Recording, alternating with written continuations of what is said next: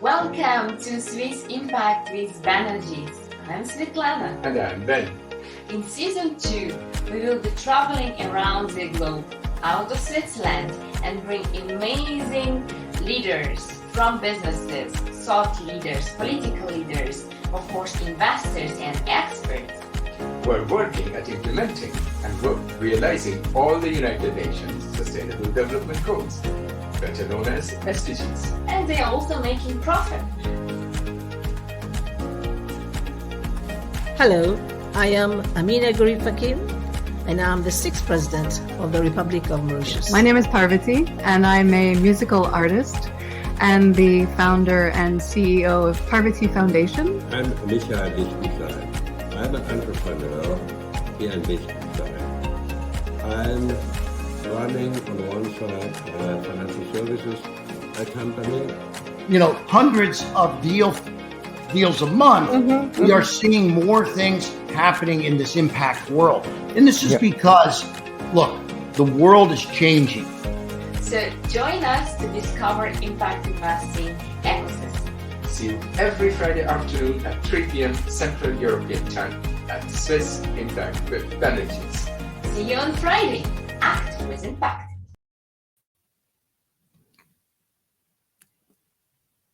Good morning, afternoon, and evening to everyone, and from the people from Far East, good night. Good day, and welcome to Swiss Impact with Banerjis. Today is our 15th episode, actually. Wow, since we started the second season. We started more than 3 months ago. Can you imagine that?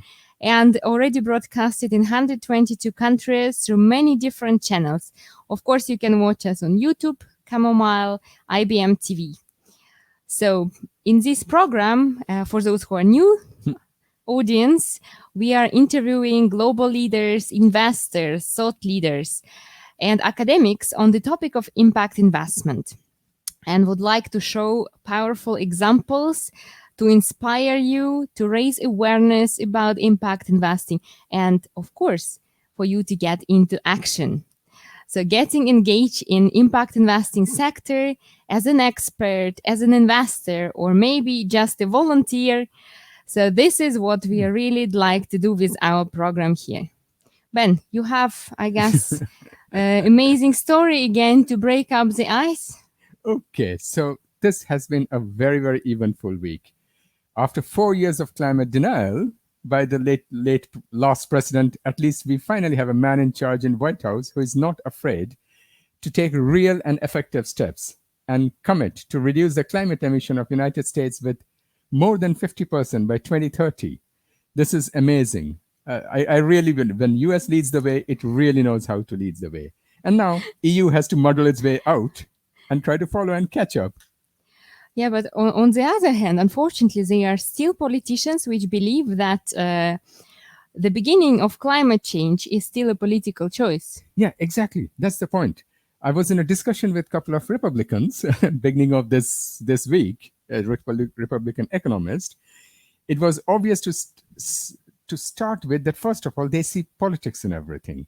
They're so blinded by their own beliefs and their propaganda that they do not even see the overwhelming evidences and scientific reports which are concluding that climate denial is going to cost us everything they hold dear, whether it's our livelihood, resilience, economy, and our future and that of our children. What COVID should have taught them is that a tiny little virus wiped out more than 4% of the global... Tiny. Yeah, exactly. Wiped out more than 4% of the global GDP. And yet they think that they can keep on growing economy without paying any attention to nature and its assets. Yeah, to be honest, I am not surprised. Do you have anything else? Yeah, I found out what is the world's best kept secret. Oh, that's something interesting. Tell us. Please tell us. Apparently, majority of the world's citizens, including United States, do not know that we subsidize fossil fuel with more than $5.3 trillion, which in fact causes damage, which is even bigger than that. So, okay, let's leave the discussion for today. Yeah, no politics anymore today, right? So what I wanted to say is that the present-day Republicans, they are completely against President Biden's infrastructure bill, but they have seemed to have lost or they do not pay attention to some basic facts on this. But what does this bill actually contain? So what's it all about? Can you tell more about that? I don't want to go too much in detail because then it will become a political discussion. But the thing is, what I understood from the Republicans is that they understand infrastructure means building bridges, roads, and buildings. Isn't it? No, unfortunately, we are not in 1950s. We are in 2021. Then explain what is it? So to give the US economy a chance not only to survive, grow, and keep its global competitiveness, it has to invest in its internet infrastructure, in its education, renewable energy, which is going to be the future and which is already the future. In fact, more people in the United States are now working at renewable energy centers than in the coal power stations. But somehow these facts many people are unaware of. But if US stays in the way it is, what it has been doing, if we follow the conservative rule and go back to 1950s, then they will face an immense loss of assets as stranded assets or toxic assets. But not only that, they will also lose value in the share market and global competition. Like look at ExxonMobil. So which is a proof of why US also has to not only stay ahead of the rest of the world, but it also has to change itself. But who are the opponents actually of this bill? And somehow I smell there must be some tax issues involved or something similar. Yeah, exactly. So our members of the Grand Old Party, the other name of the Republicans, they do not mind that companies like Apple and Facebook and Google and Microsoft, they don't pay taxes, or they pay minimum taxes in US, and they don't pay taxes on their assets which are parked outside. But they will mind if money is put, or corporates have to pay little bit extra tax to be able to pay for the infrastructure bill. Sounds interesting. Yeah. So what's your advice on that? I would just say, gentlemen, gentlewomen, please pay attention to where we stand now in the present world. What is the future going to be, and which is the future we are heading for? And please make your decisions based on that, on where the investment should go. But tell us, I think we should stop here. Just tell us more about the course. So it's also part of how to make the future better. So we continue the journey with our course, Profitable Business with Impact. And now we are happy to announce the next date, which will be 20th of May. And we will do 2 courses on the same day. So very good news for everyone who is from Asia, from around other parts of the world. So we will have one course at 12:30 Central European Time and the other course at 7:30 of European time. So please make a snapshot of this flyer, and you can always find us on Chamomile at events. For those who never seen that before, what the course is about, so we will be teaching how to create successful business and which is at the same time meaningful. So you can solve social and environmental problems and generate high returns at the same time. We will teach you how to structure this business, how to establish good processes, how to fundraise in impact investing sector and be successful in that. So join us on the 20th of May. It's free course, and that's amazing. I'm really looking forward to do it again. Thank you. So now we welcome today our guest. So our guest today is Gurminder Singh Khalsa, also known as the Green Guru. That sounds good. Green Guru. So what we will learn today, hopefully from the Green Guru, is about the history of climate-related investments, history of impact investment from the view of climate-related people, the threats and opportunities in climate-related technologies and investment, some of the activities and investment criteria which Gurminder is looking at when he does his investments. And Gurminder is also the founder and chairman of International Green Technology Institute since, I think, 2003, launched various programs on roundtable of green thought leaders, green awards at Green Carpet, Green Technology Leadership Green, Lecture. green. So, that's why he's called the Green Guru in United States. And he's the president and CTO of the Transformative Capital, which is a strategic financial advisory. And before that, he was advising 15 US state governors and various city officials on renewable energy, green infrastructure, and going green companies. And presently, he's developing EcoSpirit collaborative platform, which supports eco farmers, eco entrepreneurs, eco communities, and promotes economics globally. So with this, we welcome Gurminder Singh Khalsa. Welcome, Gurminder.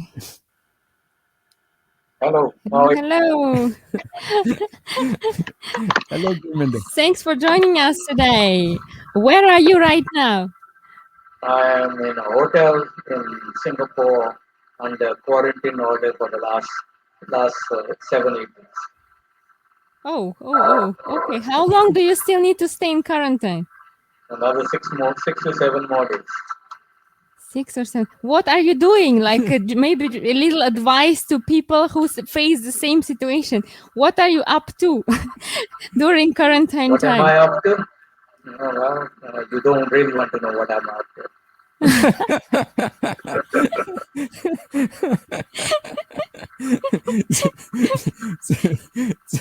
So, Gurminder, you're an extremely multicolored person. You come from 13th generation spiritual leadership. You have been an investment banker, social businessman, technological expert, and environmentalist. So we start with the spiritual side? Yeah, of course. Let's do that. Yes. So as you're aware that in our short life of 15 shows, you are the second Sikh gentleman who is our honored guest. And maybe explain what is Sikh, because not everyone knows. I think Gurminder can explain it better. Okay. So and I read the news a lot. You know, I'm a bit addicted to news. And I seem to notice that the sector of social and environmental projects are highly represented by Sikhs. How come your religion has such a strong social and environmental side? Can you please tell our audience a bit more of the history of Sikhism and the answer to the above? I think it's critical that people tend to think that they are 5 or 6 major religions in the world. They tend to include the smallest, which is the Jewish faith, with about maybe 16, 17 million people. We are actually, as Sikhs in India, represent 2 to 3% of the population. We are close to maybe 35 million Sikhs worldwide. Sikhism started 600 plus years ago when Guru Nanak came on the scene at a time when India was under the control of Mughal emperors. The Mughal emperors had taken over most of northern India. They were forcing by force, converting people to their own religions. And situation in India was extremely bad, far worse than anything that we have seen over the preceding 600 years. People tend to think World War I, World War II is the worst experience of the last 100 years. When Guru Nanak showed up on the scene, Hindus and Sikhs and other races were being slaughtered by not only by the number of their population in the country. It was only maybe 200 million people back then. They were weighted by the Janu.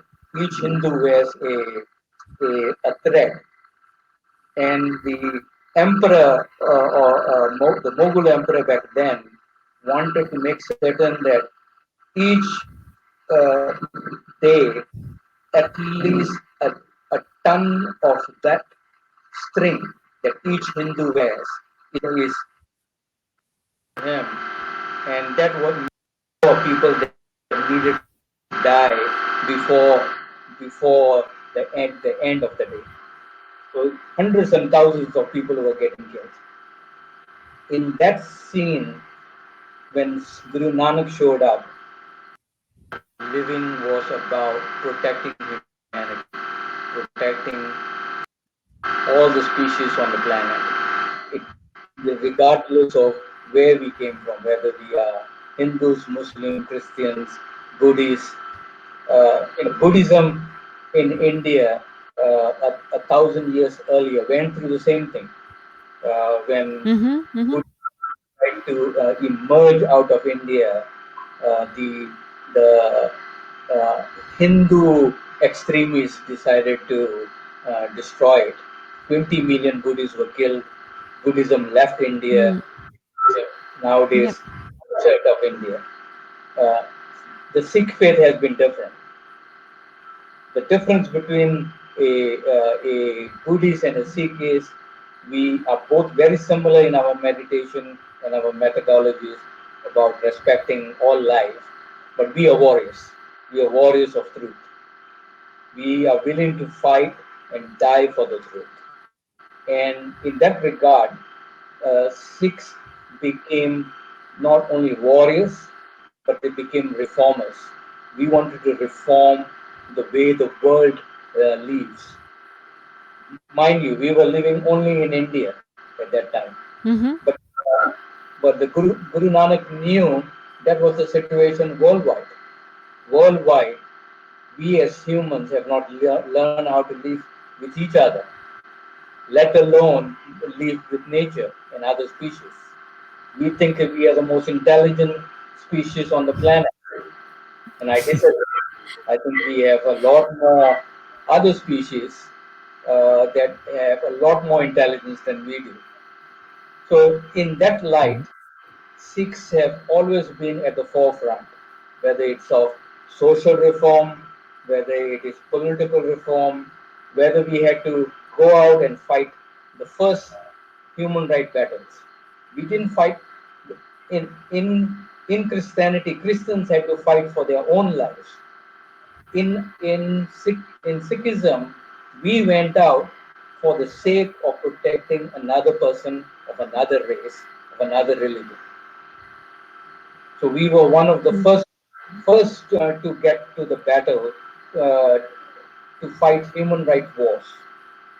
Sometimes people tend to question why Sikhs love weapons, why Sikhs are warriors, why Sikhs wear a knife, and we have a lot of respect for weapons. Weapons is never the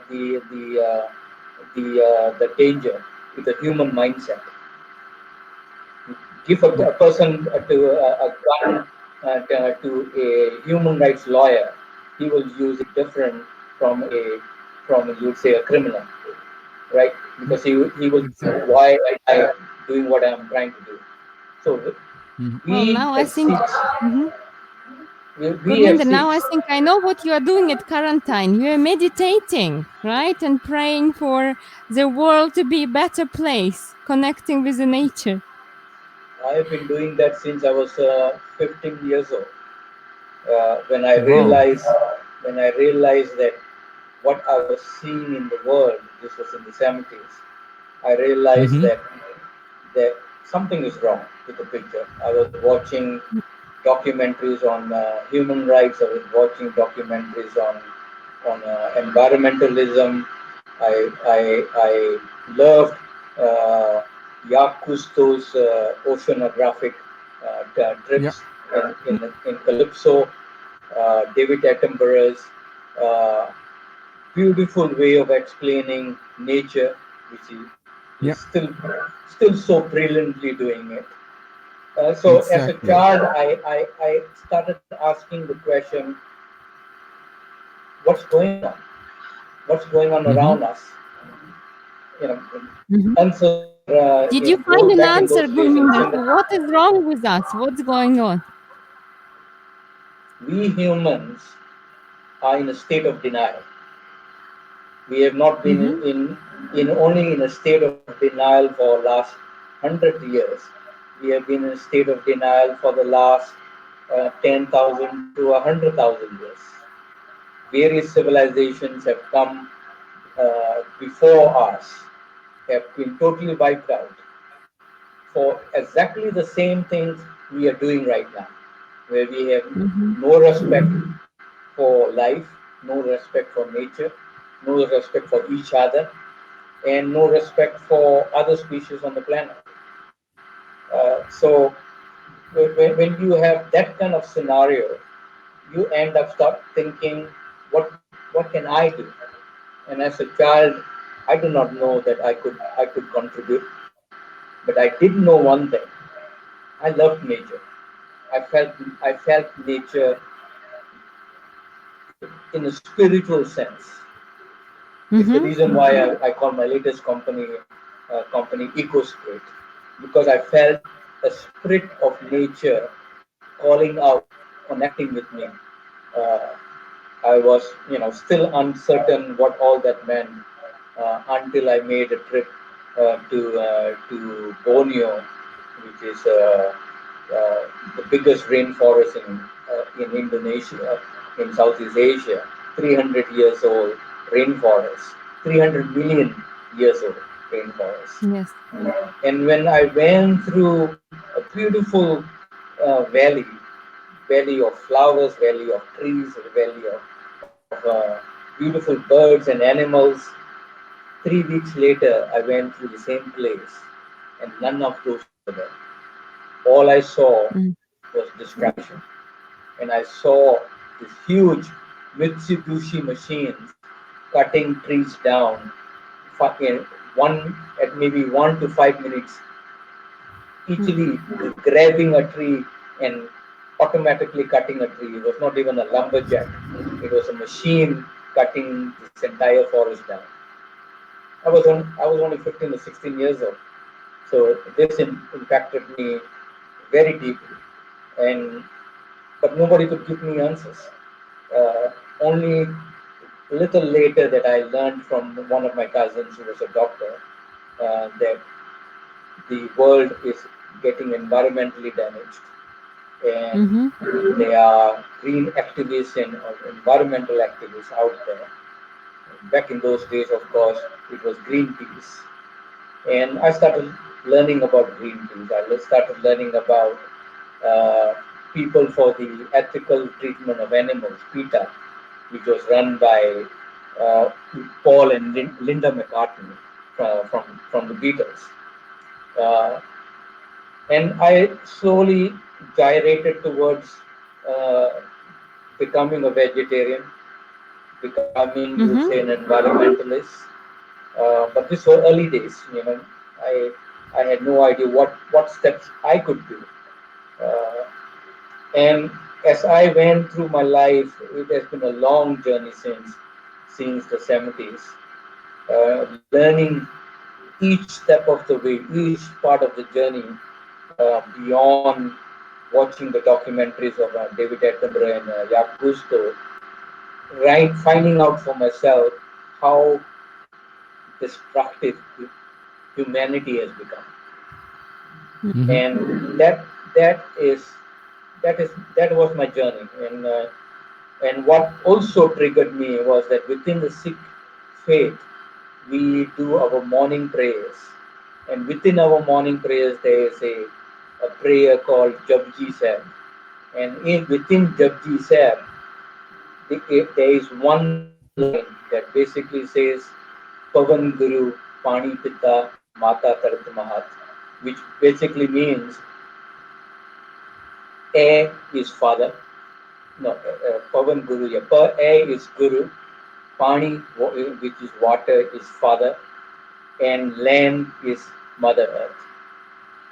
When I saw that line in our Sikh say prayers, I realized that Guru Nanak himself also cared about nature, about exactly, about environment, about the 5 things that have created all of life, which is fire, water, air, ether, the 5 elements as we call it in science. That's amazing journey, Gurminder, really. And it's, Gurminder, there is a kind of a noise in the background when you speak, and our production team is saying that if you log out and log in, then it should maybe cure itself. There is a kind of, you have to log out and log in. Or maybe someone is repairing in Singapore something. No. It is only when Gurminder is speaking. Yeah.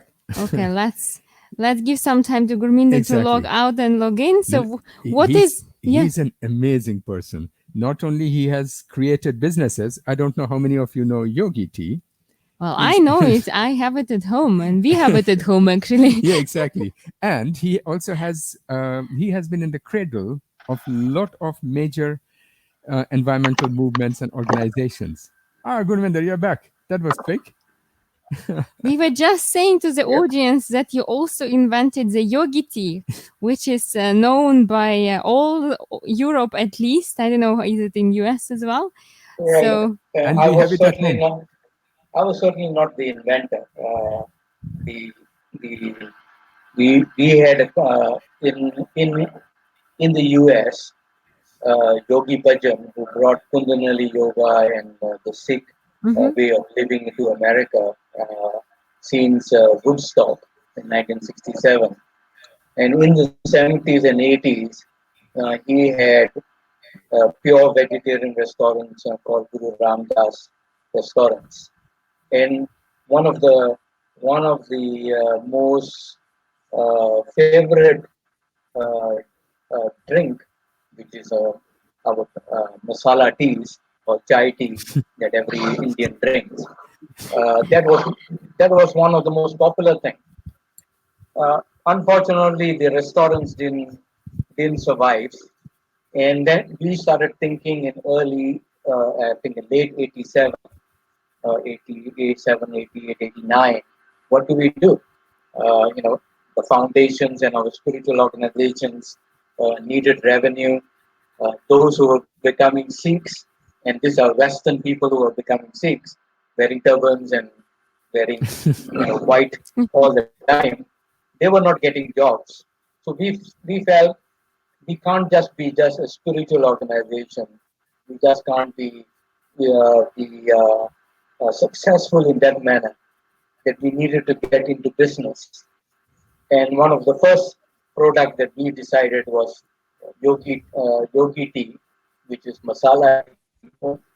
There was only one flavor back then, masala tea, an Indian style. And from there it expanded. I think today it's a $250 million, $300 million company with many different flavors, Western, Eastern, from around the world. And Yogi tea, of course, is I think known globally right now. And beyond that, we have done many different things. We have done pea cereal, and every product that we had was about making certain we respected nature, we respected the farmer, we respected what went into it. That called it natural food. And one of the main things my guardian father and my uncle Yogi Bhajan did was to start natural food expo, which today in Anaheim before pandemic had about 5,000 booths, 300,000 to 500,000 people show up. People who want to be in the organic business, in the natural food business. This is the expo they come to. When we started it in 71, there were only 5 booths, and no one really knew who Sikhs are. And of course, that too has been a long journey. Gurminder, could you share with us a little bit more about this journey from spiritual to investment and technology? So we know you've been also an investment banker also a lot in technology and knowledge. So finally ended in climate. So what caused this transformation in your profession, and how was this journey happening? The journey certainly again started very early. I started thinking about the nature and environment on one hand. Started thinking about scientific activity on the other things that a scientist could do. Uh, Technology was early days when I first saw the mention of first microprocessors and personal computers in the 70s. But by early 80s, uh, I I understood that technology and green technology and the environment, these are things that could come together. They could complement each other. Uh, Right. so my early days was only about learning about computers. You know, I got involved in computers, did some software development work, went into writing accounting software, uh, and implementing that accounting software. I mean, it's easy. It's easy to buy an accounting software today. Back in those days, you had to write the accounting software for a client. You had to go to the client, educate them how to use it. You had to take their files, computer, their normal accounting books and files, and convert them into computers, right? Into data. And I had to do all of those things. I was I was the computer programmer. I was the installer. I was the trainer. I did about everything. And that journey up to mid 85 made me realize that there's a lot more. There's a lot more that computers and accounting, finance, technology, all those things could come together. Uh, so when I left Singapore, it was 1987, my first trip to the US, and I made a number of trips. And as I saw on my trips, what an airline was using, airlines were already using computers. They had terminals. They were booking you in even back in those days. And that's it. I said, wow. And I used to ask this question to the airline stewards: are these terminals talking to each other in different parts of the world? And they said yes. And I told them, I said, why can't we do that? We normal human beings, because the internet had shown up. Uh, Most people like you and me only started communicating over computers after we heard about the internet. So That's right. one step, one step at a time, one trip after the other, I realized there's a lot of tools, a lot of technology that are sitting in silos. Scientists are not talking to investors, investors are not talking to bankers, bankers are not talking to students, and the communication world was still very fragmented. You know, when I arrived in the US, I remember I asking for prepaid calling cards, and they looked at me and said, "What do you mean? What is that?"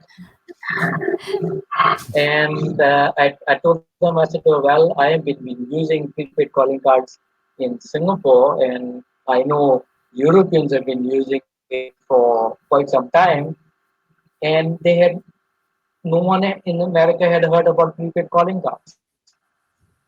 This was 1992, and I stumbled upon a network marketing company called Globalcom 2000. The funny thing is that the technologist who was making the prepaid calling card was a technologist on one side and a medical doctor on the other side, and a scientist at World Health Organization this was the third part of it. But he, in 1981, this man is still around, Dr. Larry Brilliant. Dr. Brilliant was the man who brought Steve Jobs to India and introduced him to Karoli Baba. This was before Apple got started. He himself, Dr. Brilliant, started the first electronic bulletin board in America, in Sausalito, which was nothing like the internet, but it was a black screen with green words. But this was the early days of modems. The electronic bulletin board started talking. You could connect with and chat with people around the world. And when I met Dr. Brilliant in '92, I realized he and I had communicated with each other before over electronic bulletin boards. And because the only other electronic bulletin board other than was called SeekNet. Today, if you go to seeknet.com, they have internet presence. But back then, they started off as an electronic bulletin board. So you can imagine that this journey that I took, the things that I saw, and I saw the ability of communication where we could communicate with each other at a lower cost. Mind you, when I arrived in '92, I could only make a call to my mom or my family once a month, and that once a month call used to cost me about 15 Exactly. 20 I had the $20. same, Gurminder. I was in Switzerland, and to call Russia, I could afford calling exactly maybe one time per month. Otherwise, it was impossible. Yeah, and It then was finally we expensive. started writing emails, and then later Sky came and so on. So Exactly. technology is very good thing to have when you're far away from each other. So when I started seeing this fragmentation, these silos, whether it was communication industry, the scientific industry, the investment banking industry, the environmentalists, I saw that all of them were all sitting in their own silos. No one had a means to communicate with each other.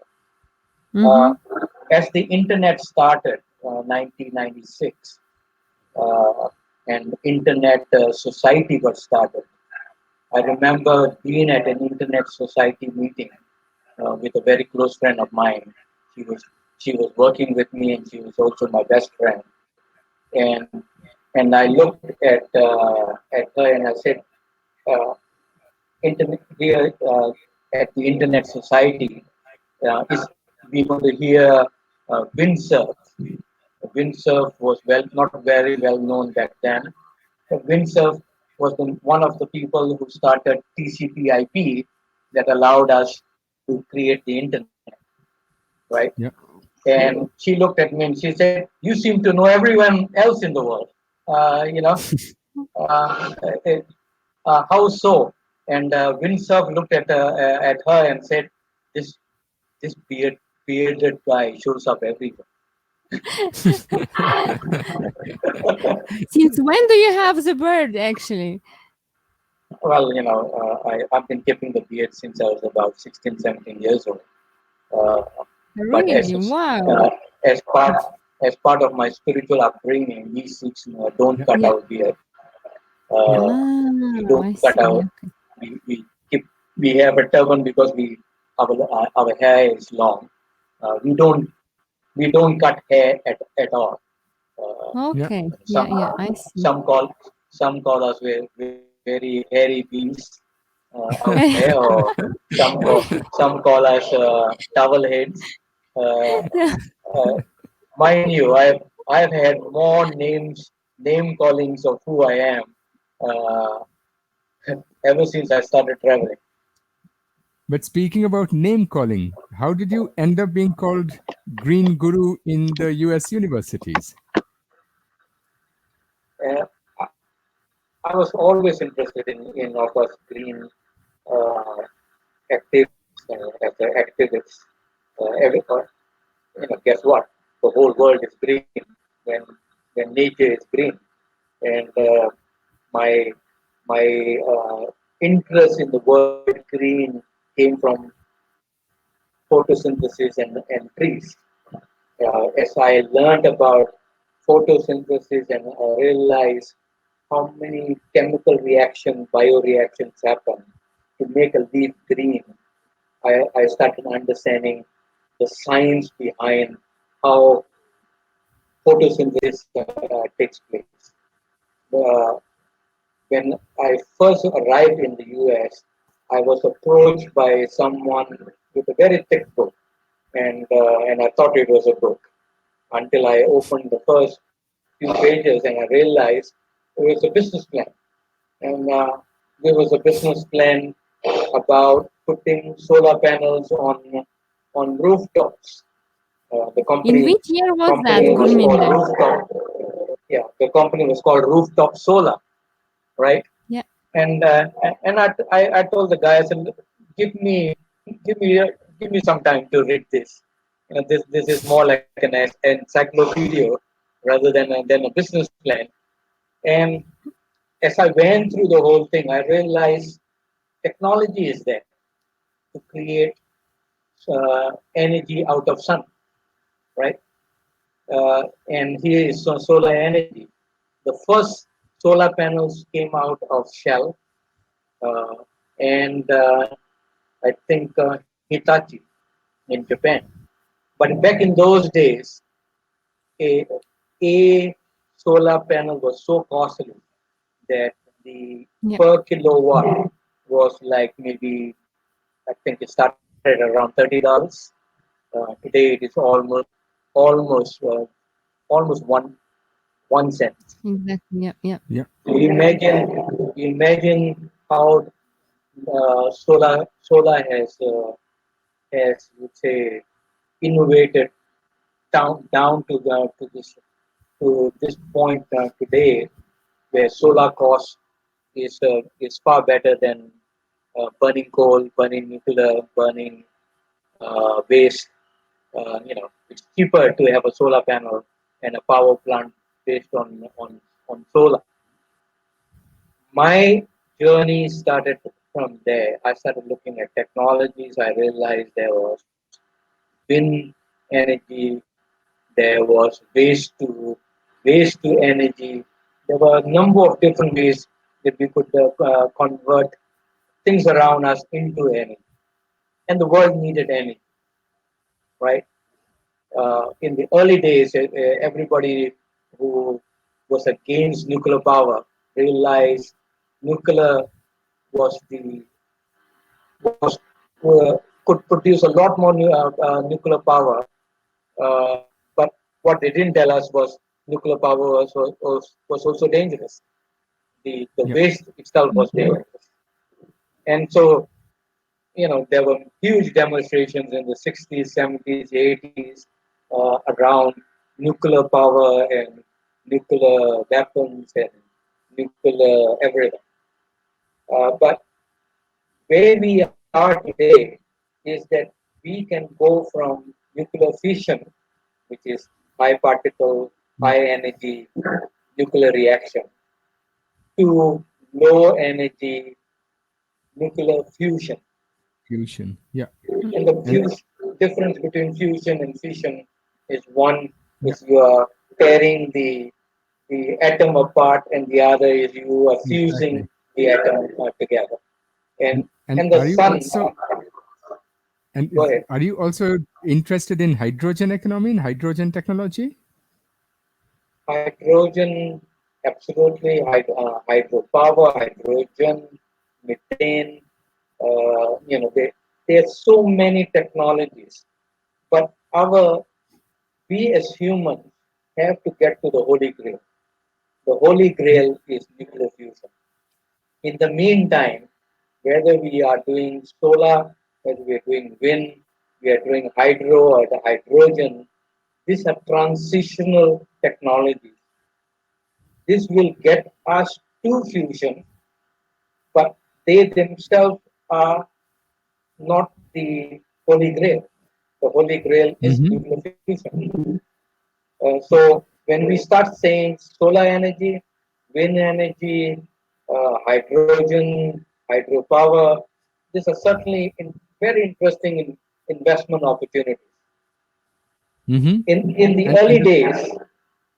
early days, only the large big corporations like GE or Siemens or others could get into this business. Today, you and I can get into a solar power business. Yeah. And last time we spoke, you mentioned that you are busy with a kind of investing in a game application which will show the importance of rainforest to children. Back in 1992, I saw a animated movie called Fern Gully, The Last Rainforest. Mm-hmm. This animated movie was about a rainforest, the only rainforest left on the planet. And this was an animated world where there were fairies, there were all these fantasy animals and other things in that forest. But the it was not just for the producers didn't produce it for the sake of entertaining children or you or me. The intent of the producer was to educate the world that we are destroying our environment, we're destroying nature, we're destroying rainforests. And the storyline of Fern Gully was about that, educating all of us that our nature, our rainforest is important. This was the first animated movie that had that kind of theme behind it. It was shown at the United Nations General Assembly. Most movies open up in theater. This movie opened up at the General Assembly.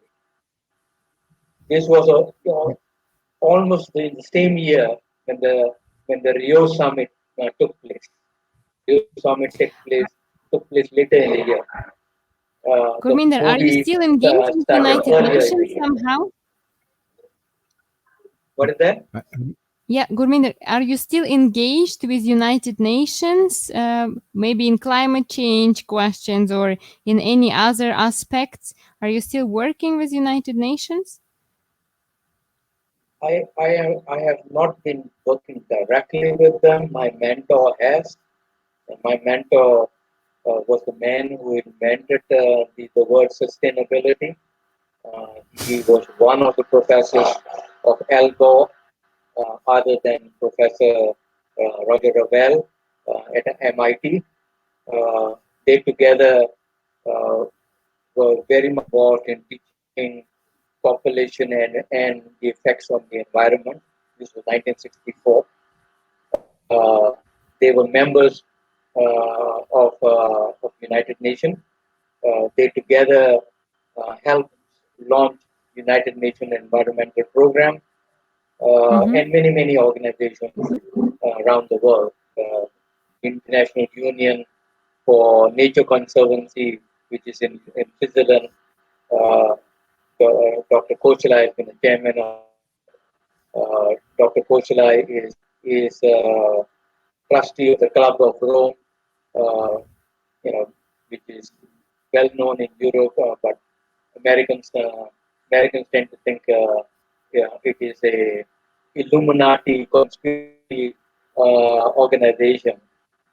So, no, I have not been working directly with United Nations, but through my mentor and all the scientists, Dr. Michael Nobel from the Nobel family, Dr. Koshla from Development Alternatives Group, and of course Club of Rome. These were the people that put me in touch with United Nations. My activity was more to find solutions. That's why I started the International Green Technology Institute in association with UCLA.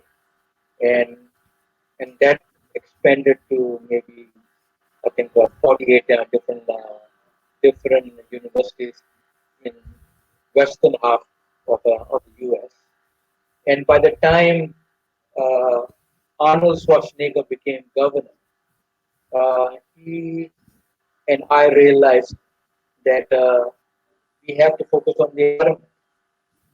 Arnold had not, when he became a governor after becoming an actor, he was an investor in a company called Gold's Gym.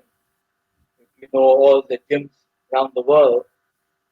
Gold's Gym was 10% owned by Arnold Schwarzenegger, but the two owners, Peter and Paul Gromkowski, were very close friends of mine.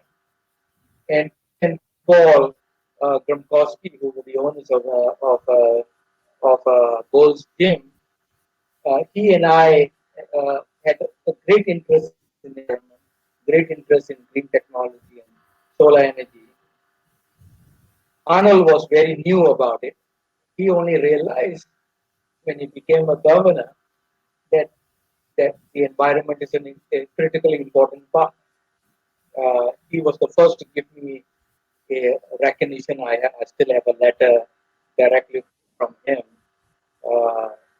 and from many other congressmen and senators about the green work the International Green Technology Institute started focusing on.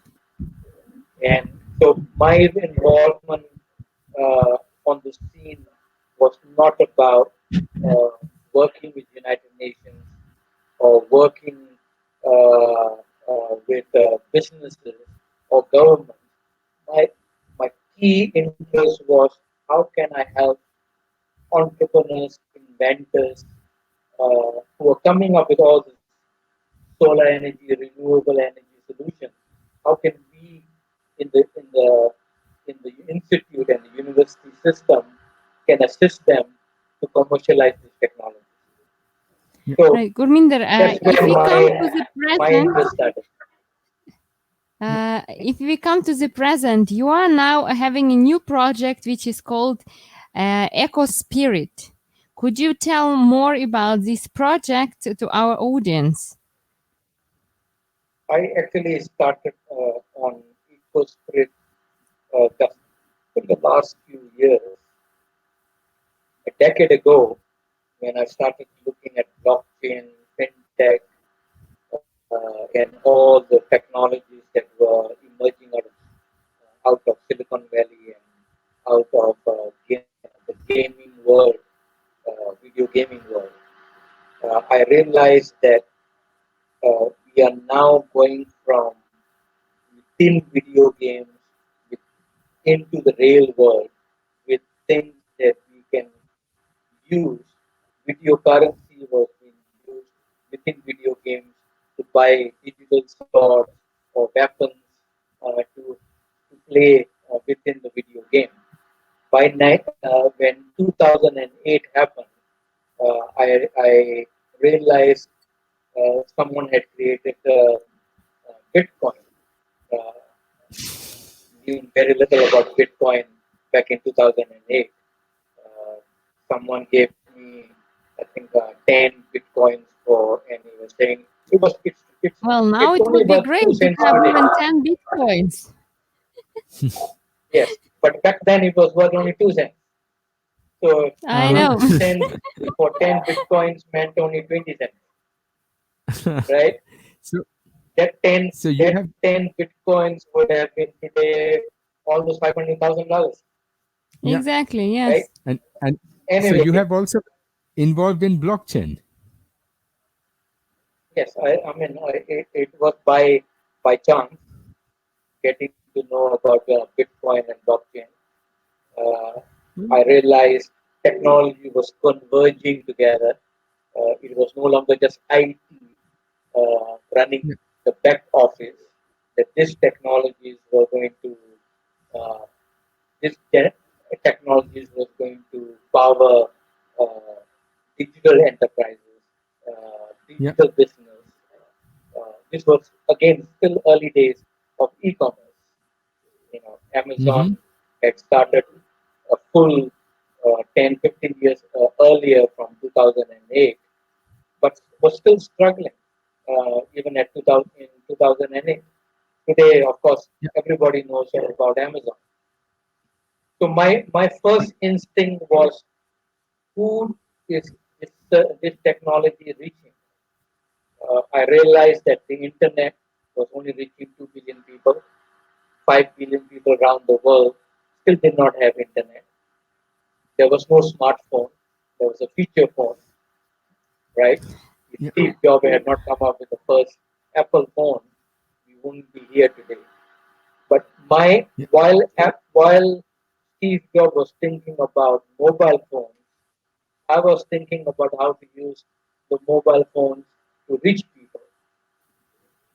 Mm-hmm. I already understood communication. I already understood computers. I already understood IT and those things. And I started realizing that e-commerce is going to be powered by this financial technology where you could pay through your phone, through the website. And Gurminder, I was thinking. So the question is that you have been people like yourself and very powerful or very famous film actors, Hollywood actors, leaders like Schwarzenegger, and everybody has been involved since 1960s, 70s, 80s, and now we are in 2021. But if you look at the present situation, the environment has just gone worse and worse and worse, and climate also. So what do you think is the future going to be? Are we going to make the transition or the transformation in this decade? Because you have been through the last so many decades. This decade is the trigger point. Unfortunately, humans tend to only see visual things in front of them, visual destruction,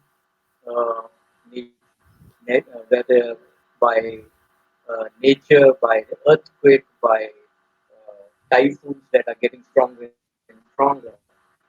The human dilemma is that even when we are facing catastrophe, we don't do anything until it becomes personal. Unfortunately, in this last 30, 40, 50 years, the destruction of the environment has not become personal. It's not happening in my backyard. My backyard is not burning, yet. And so I'm living in Mac mansions in Texas. Why would I care what's happening in Amazon, the rainforest? So people become very disconnected, and people have been disconnected. They are still disconnected because this danger hasn't come down to their backyard. So where are we today? Today we are at that turning point where the danger is just across the street from your home. It hasn't come across the street to your home yet. You're still saying, "Oh, the house across the street is burning, but my house is fine.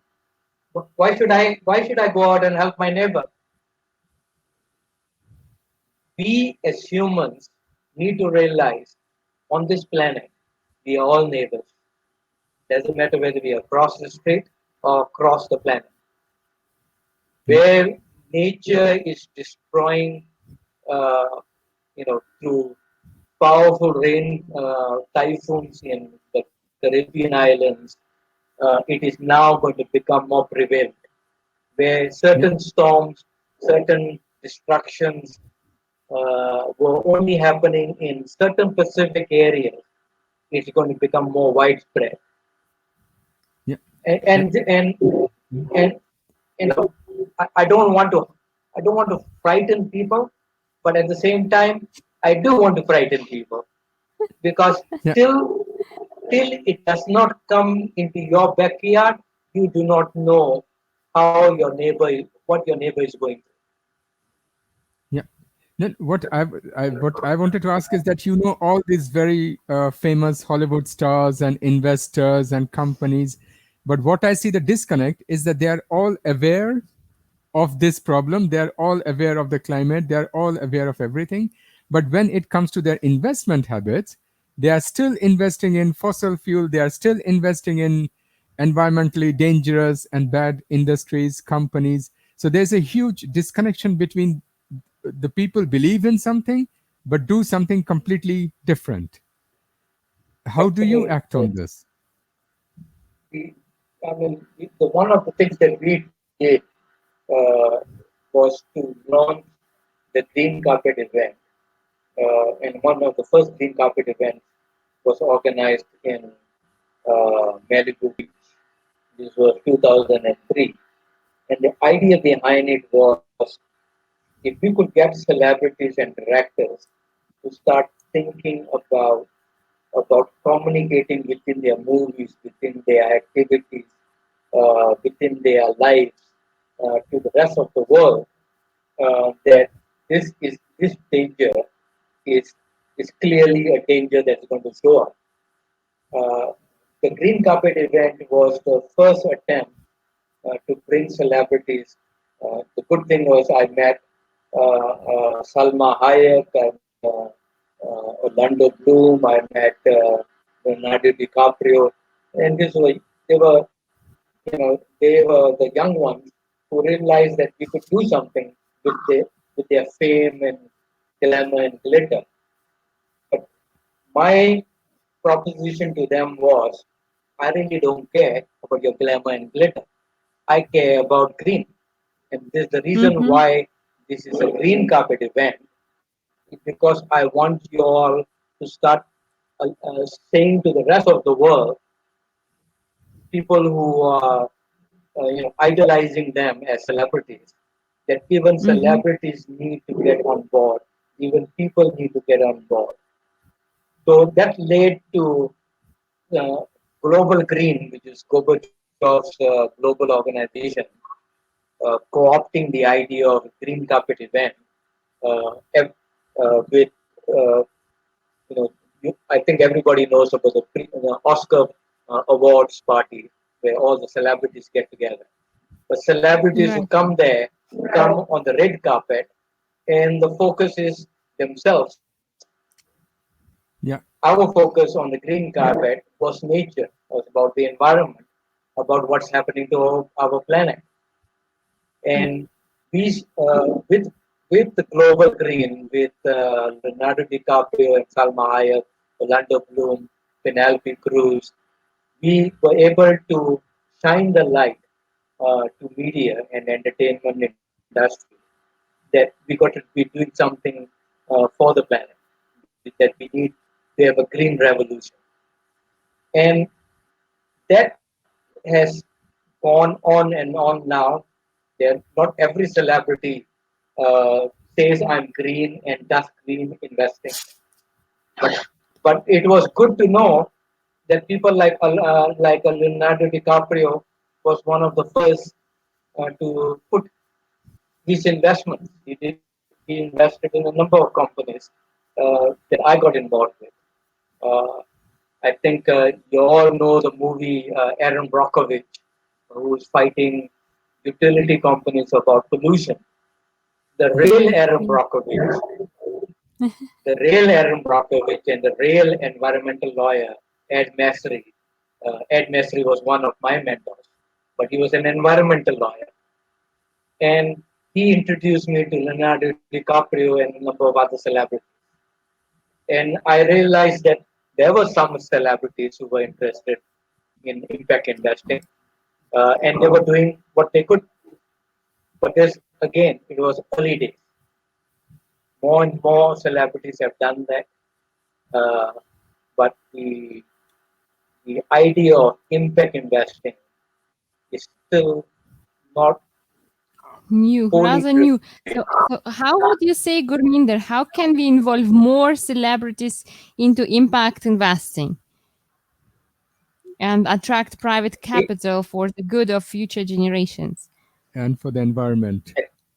And that's where we have to start. we have to start with the future generation, because the future generation, the kids of the Rockefeller families, the Rothschilds, some of the richest families in the world, are starting to realize that their parents invested in fossil fuel and the Industrial Revolution, that their generation should not be investing in those things.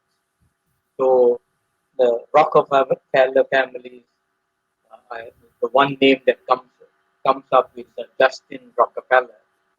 Justin is still in his 30s, but he started in the university system while he was at Yale and Harvard, in impact investing network, where he brought together some of the richest families' children who were in universities into the idea of impact investing, right?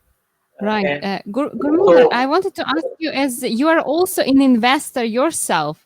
So when you are doing impact investment, on what are you looking at? Like, what are your investment criteria? my criteria is, I call it all inclusive.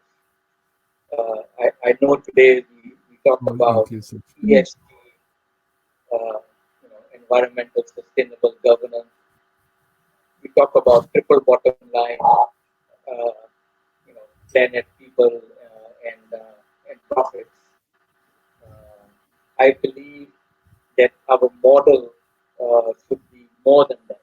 I call it beyond ESG, beyond triple bottom line. And what do I mean by that? When I look at investing, uh, and it could be anything. It could be solar, it could be wind, it could be investing in renewable energy.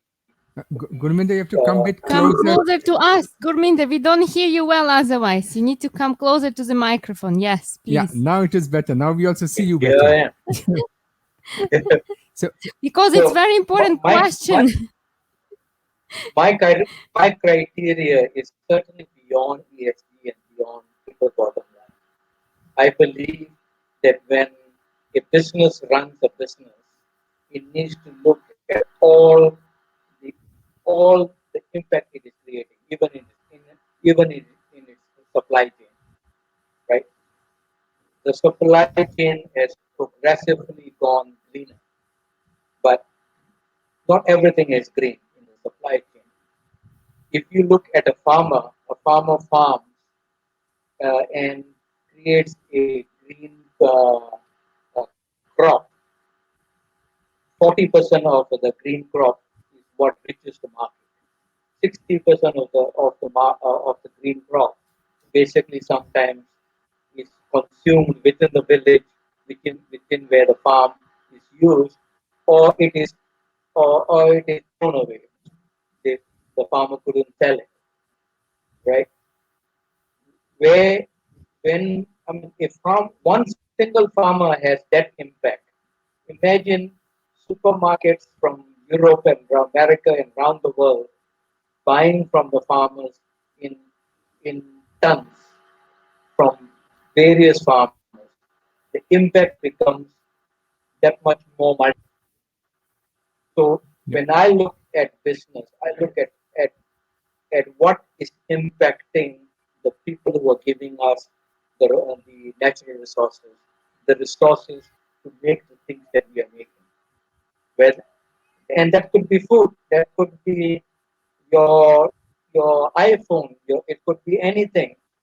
Why aren't people looking at the destruction right at the bottom where resources are coming? And by the time we have an iPhone, we tend to forget that the iPhone or the phone should not be green. It took Apple 20 years to realize that they should be doing things much more greener. It took some of the biggest companies in supermarkets realizing that GMO food and other food is not good for humans.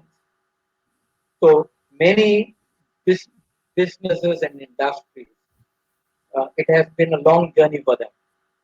And for me, personally, I will not invest in anything unless I can go back to the supply chain and see where, where in the supply chain, who in the supply chain, what in the supply chain is getting impacted. And to our investors around the world, what would be your investment advice? That before you invest, do your research about the specific industry or specific sector or some specific company that you're investing in. Pay attention to what that industry has done in terms of environmental impact, social impact, uh, and what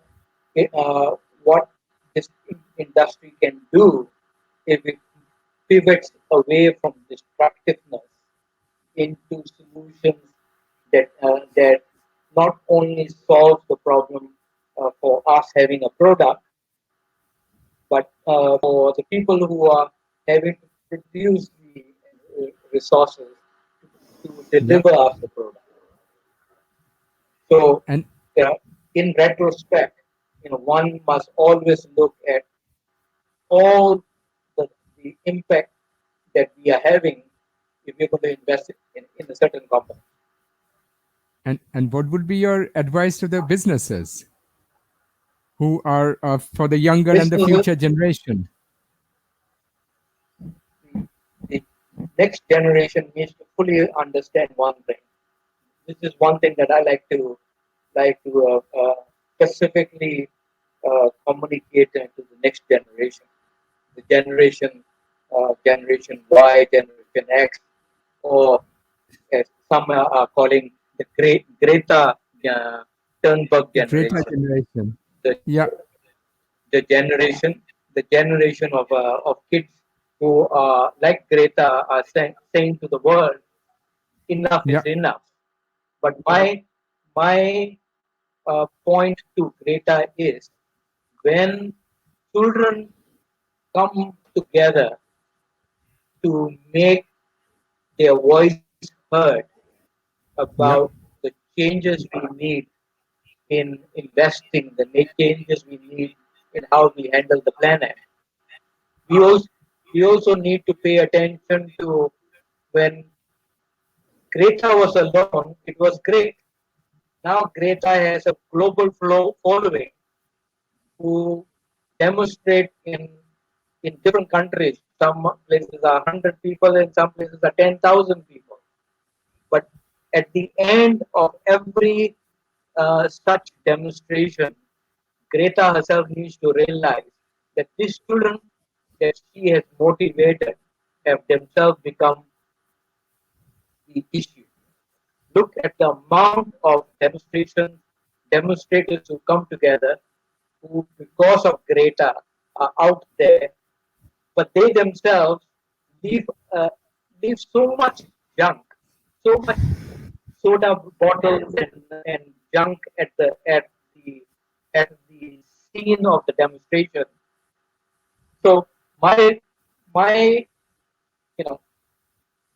feeling is, as much as we need the next generation also needs to know that when they get together, they are also part of the issue. They have become the problem. They have become the polluters. And right there, they are demonstrating to tell the world, pollute less, solve the problem of environmental damage. But who's doing the damage? The kids themselves who have gathered together have become a major issue. And I'm not trying to say children versus the adults versus the businesses and the corporations and the governments are all to blame. We are all to blame. We all are distracted. We need to move away from this destructiveness into constructive and creative solutions. Yeah. And But that to me is very important, that we should communicate this new narrative. Let's not become the issue or the problem. Let's become the solution. And if we are going to become the solution, then we should look around us. What are we doing? Are we also throwing soda bottles and potato chip packaging when we are sitting listening to Greta on the stage? I'm sad that we humans and even the next generation don't seem to realize that we are still destructive. I was thinking that what you are saying in one way is true, that people should not fight back, or they should just demonstrate or improve their way of life. But on the other hand, if you look at the damage which is happening to the Amazon rainforest, or in Indonesia, and also the damage the Chinese are doing to the ocean, to the marine life, isn't it now becoming more and more that people have to get more and more active? That just by demonstrating and protesting, it is not enough anymore? People have to really get more active? I think it's no longer about demonstrating. It's no longer about being just an activist. We today have a technology where we can communicate with millions or billions of people around the world, right? We have a TV show in 120 countries reaching millions of people. If we could, sitting from where we are, talk about collaboration, talk about solutions, talk about cleaning up our own house, our own backyard. If we each of one of us do that in our own place around the world would become a better place. But if we are expecting someone else to do it, while I am and absolving ourselves from the problem, then we are disconnected. And that is what worries me, because, for example, if you look at the Europe, we are talking about going green and doing all fantastic things, and the government is making policies and everybody is thinking about ideas, but it is our own pension funds which are financing the destruction of the forests, which are financing the companies who are doing immense harm to the nature. So we also live in a kind of two worlds. In one side, we are talking a lot of nice things, but our money, when we have to pay ourselves, we are paying it all into the wrong things. Absolutely. Yes, that's true. I mean, pension funds on one side, let's take the biggest pension funds in the world, whether it's the Canadian pension fund or the Norwegian pension fund. Of course, Norway has used a lot of the sovereign wealth fund to fund North Sea drilling and made most of their money, billions and trillions of dollars from there. So pension funds certainly gyrated earlier on from where the profits are. And that's where I have a problem. When we say triple bottom line, we say people, planet, and profits. But pension funds only care about profits. They don't care about planet. They don't care about people. But having said those things, step by step, even the Norwegian pension fund has realized that they have to get away from the industrial revolution. They have to get away from fossil fuel investing. And you're talking about at least 40 to 50 trillion dollars globally that pension funds have. On the flip side, you have family offices that represent $16 trillion. Most family offices around the world that should be investing in impact investing are still learning. They're still learning where are the opportunities. And one of the biggest biggest problem in impact investing and sustainable investing is to find good quality ventures to invest in. Yeah. Right? Well, here I would not always agree, Gurminder. There are many amazing projects, and I think the main challenge is that investors don't want to take risks.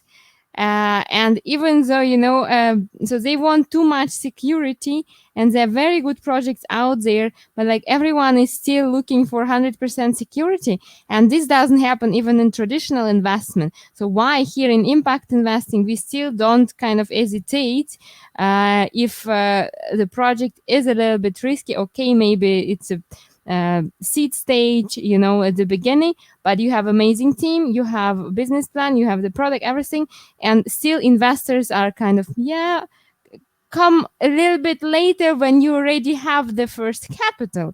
And I think this is really problem also now, Because today I was talking to one of the oldest families, a very, very, very powerful family who are very strong in impact investment. And they were saying that even today, many members of the families or many of their friends and network, they think, oh, impact investment means I give the money and it's gone forever, or I give the money, but I'll never get as good return as I would get in other investments, which is not true at all. But it is the awareness which is missing still. And education about what is what is sustainability, what is impact investing, and how it can be different inside itself even, I mean, within impact investing, certainly there is risk. There is risk in investing in anything, whether it's traditional investments in a power plant that runs on coal. It has risk. Risk is everything that we look at. But if an investor is only looking at investment risk, if he fails to realize that climate risk, environmental risk, social risk needs to be factored into the picture, right? An investor certainly wants to make profit on his investments, but when we do not bring these other factors in, and we don't analyze our criteria of investment, someone has to take the risk at some place, some point, to move an idea forward. I remember the first time I met two people who were on the green carpet, and they started talking about electric vehicles. And at that time, General Motors had just come up with their own electric vehicle. This was 2004, 2005, 2006. And in around 2006, the electric vehicle by General Motors was basically eliminated, right? And I had these two gentlemen on the green carpet event ask me the question, what do you think is the future of cars? And I told him, I said, we certainly got to get away from the combustion engine. We certainly need to get into hybrids. Hybrids were very early in those days. But these two gentlemen were the two co-founders of Tesla Motors. Tesla Motors were at that time not involved with Elon Musk. These were two founders who were still struggling with the idea of a battery-driven electric vehicle. And they were having a difficult time, a very, very difficult time trying to convince investors. If someone like Elon Musk had not shown up on the scene after selling PayPal, we